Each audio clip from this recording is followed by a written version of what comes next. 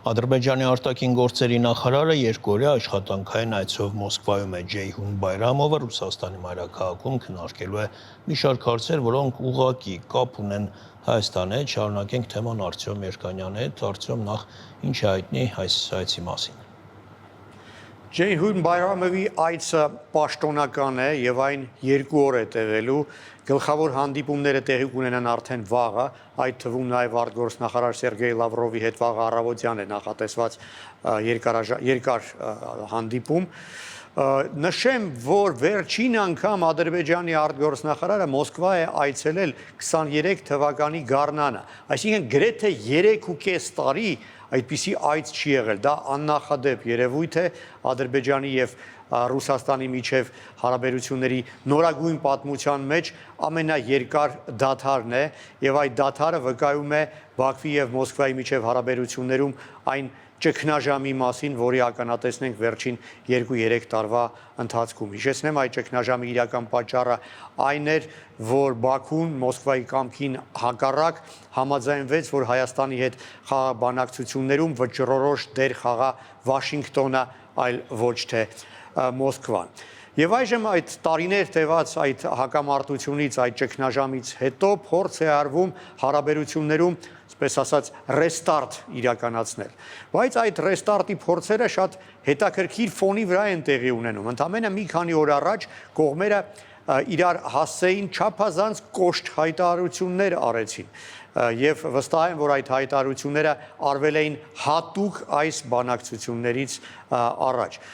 Ալիևը օրինակ Շուշիում իր հայտնի ելույթի ժամանակ կոչ էր արել Ուկրաինայի իշխանություններին, մեջբերում եմ, ոչ մի դեպքում չհաշտվել իր տարածքների օկուպացիայի հետ, առաջարկել է պայքարել մինչև վերջ, այսպիսով մերժել է այդ թվում նաև Միացյալ Նահանգների, Թուրքիայի եւ ուրիշ պետությունների առաջարկները փոխզիջումային տարբերակով խաղաղության հասնելու վերաբերյալ։ Մոսկվան կտրուկ կոշտ արձագանքեց, նույնպես Դմիտրի Պեսկովը, նախագահի մամլոխոսնակը հայտարարեց, որ Մոսկվայում կատեգորիկ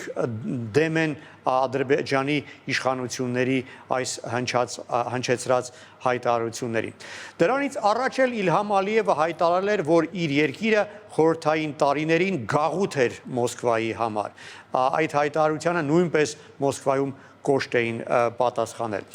Շատ հետաքրքիր մի դետալ այսօր առավոտյան հայտնի դարձավ, որ Ադրբեջանից Ռուսաստան մատակարարված ծիրանների մի մեծ խմբականակ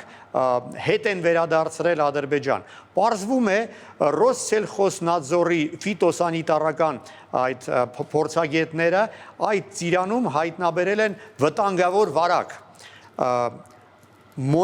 մոլիլյոզային փթախտ եւ համարել են, որ ռուս սպառողները չպետք է օգտագործեն ահա այդպիսի վարակ ունեցող ծիրանը։ Դե պարզ է, որ այդ փթախտը քաղաքական երանգ ունի եւ այսպիսով Մոսկվան օգտագործում է Ադրբեջանի դեմ, սկսում է օգտագործել համենայն դեպս նույն այն գործիքը, որը շաբաթներ շարունակ Հայաստանի դեմ է օգտագործում եւ սա ընդհանրապես զգուշացում է Բաքվին ուղղված, կարծում եմ այս ազդակը նպատակ ունի պարզաբանելու Բայրամովին, որ իր երկրի դիրքերը բավական խոցելի են եւ դա փորձ էր բանակցություններից առաջ, այսպես շահեկան դիրք գրավելու։ Դե Ալիևն էլ փորձում էր շահեկան դիրք գրավել բանակցություններից առաջ Մոսկվայի հասցեին արդեն հիշատակած մեղադրանքները հնչեցնելով։ Արտյոմ, ամեն դեպքում այցը կարծես վկայում է այն մասին, որ երկու երկրների հարաբերություններում որոշակի դրական նաև դինամիկա կա։ Ես նախ հիշեցնեմ, թե ինչից սկսվեց այդ ճգնաժամը, դե իրական պատճառի մասին խոսեցինք, բայց ֆորմալ պատրվակը իհարկե այն կործանված ադրբեջանական քաղաքացիական ինքնաթիռն էր, եւ այդ միջադեպը Ալիևը պարզապես օգտագործեց որպես առիթ Ռուսաստանին այսպես կոշտ մեղադրանքներ ներկայացնելու եւ հարաբերությունները լարվածության ամենաբարձր մակարդակի բարձրացնելու համար։ Կողմերը փոխանցվեցին, այսպես իրար մեղադրեցին ամենամեծ այսպես մեղքերի մեջ եւ ռեպրեսիվ քայլեր ձեռնարկեցին Մոսկվայում եւ Բաքվում ձերբակալեցին հակառակ կողմի քաղաքացիների խմբերի, այդ թվում բավական ազդեցիկ մարդկանց, համայնքների ղեկավարների, առաջնորդների, իսկ Մոսկվայում երկրից վտարել էին Ադրբեջանի ազդեցության մի քանի հեղինակավոր գործակալների, բայց ամեն դեպքում իսկապես ինչպես հիշատակեցիր որոշակի ջերմացում վերջին ամիսների ընթացքում նկատվեց, բայց այստեղ արժի ընդգծել, որ այդ ջերմացումը եկավ Ալիևի թելադրած պայմաններում, պահանջներով։ Ալիևը մի շարք պահանջներ էր դրել եւ այդ բոլոր պահանջները Վլադիմիր Պուտինը ըստ էության կատարել էր։ Մասնավորապես խոստովանել էր, որ այդ ադրբեջանական ինքնաթիռը իսկապես խոցվել է ռուսաստանյան զինուժի կողմից, ներողություն է խնդրել Ադրբեջանից այդ միջադեպի տեղի ունեցածի համար եւ վճարել է բավական շռայլ հատուցում։ Դա այն բոլոր պահանջներն էր, որոնք Ալիևը որպես նախապայման առաջ էր քաշում։ Հավանաբար Մոսկվայում հույս ունեին, որ այս ամենից հետո Ալիևի հռետորաբանությունը շատ ավելի մեղմ կդառնա, բայց արդյունքում արի ուտես, որ ոչինչ չի փոխվում եւ ինչ որ իմաստով նույնիսկ ավելի է սրվում Ալիևի հռետորաբանությունը Մոսկվային ուղղված եւ վերջին ապացույցը Շուշիում Ռուսաստանի դեմ հնչեցված այդ հայտնի հայտարարություններն էին։ Արդյոք մենք սկզբում նշեցինք, որ քննարկվող հարցերի որոշակի մասը վերաբերելու է Հայաստանին, ինչի մասին է խոսքը։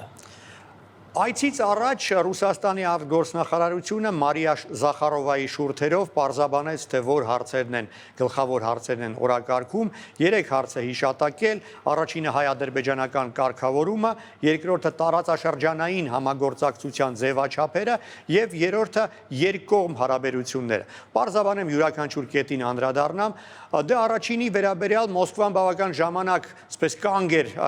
դադար էր վերցրել Վաշինգտոնում հայտնի համաձայնագրերը կնքելուց հետո եւ այժմ արդեն անուղղակի հայտ է ներկայացնում հայ-ադրբեջանական համաձայնագրի process-ում մասնակցություն ունենալու։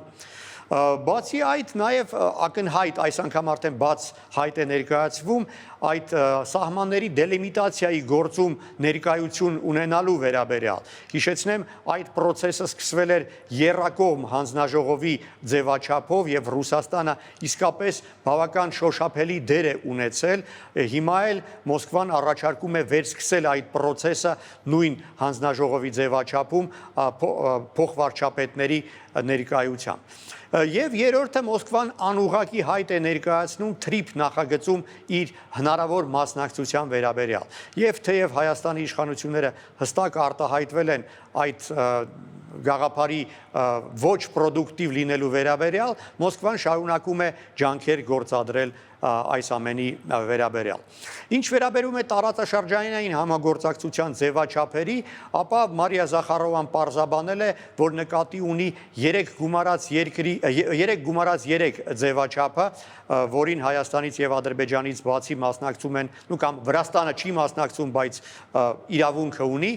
մասնակցում են նաեւ Ռուսաստանը, Թուրքիան եւ Իրանը, եւ այդ 3 պետությունները փորձում են օգտագործել այդ ձևաչափը տարածաշրջանում Միացյալ Նահանգների եւ Եվրոպայի ազդեցությունը զսպելու նպատակով։ Մոսկվան կրկին հիշեցրել է, որ հասունացել է պահը այդ ձևաչափի հաջորդ հանդիպումը անցկացնելու, Բաքուն իր համաձայնությունը տվել է, ավելին առաջարկել է այդ հանդիպումը Ադրբեջանում անցկացնել, Երևանի դիրքորոշումը այս հարցի վերաբերյալ հստակ ձևակերպված չէ, ամենայն դեպս տպավորություն կա, որ Երևանի դրական վերաբերմունքի բացակայության հետևանքով է, որ այս հանդիպումը չի կայանում։ Եվ երրորդը Մոսկվայի եւ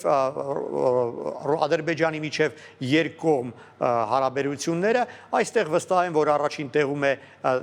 էկոնոմիկան եւ էներգետիկան, բանն այն է, որ Ադրբեջանը շարունակում է օգնել Ռուսաստանին շրջանցել արևմտյան պատժամիջոցները եւ ռուսաստանյան գազը արևմուտք է մղում ներկայացնելով այն որպես ադրբեջանական։ Այս ֆորմուլան աշխատել է անգամ այն ժամանակ, երբ Մոսկվայի եւ Բաքվի միջև հարաբերությունները կտրուկ լարված են եղել եւ կշարունակի աշխատել այսուհետ եւս, քանի որ եւ Մոսկվային եւ Բաքվին դա իսկապես շատ օգտակար է։ Բաքուն գիտակցում է, թե որքան կարևոր է Մոսկվայի համար այս հնարավորությունը եւ օգտագործում է այն իհարկե նաեւ քաղաքական նպատակներով։ Շնորհակալություն։